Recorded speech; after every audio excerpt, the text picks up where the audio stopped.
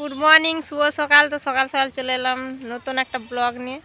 তো ব্লগটা তোমাদের সাথে শেয়ার করছি, তোমরা দেখতে থাকো ভিডিওটা, পুরোটা দেখবে কি কি করি, কি কি কাজ হয়। তো চলো।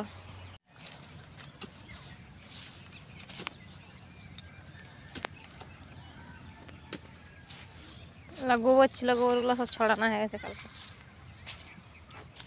আর এখানে যে ভিতা কাটছে তোমার দাদা হয়,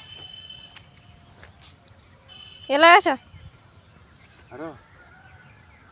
ভর্তি গেছে লেগে যাও না, খাইনি। ভিতা কেটে দিয়ে হয়তো খাবে।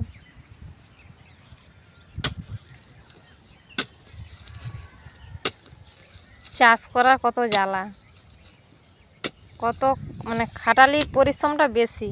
চাষে পয়সা আসুক আর নাই আসুক। আমাকে একটু দাও।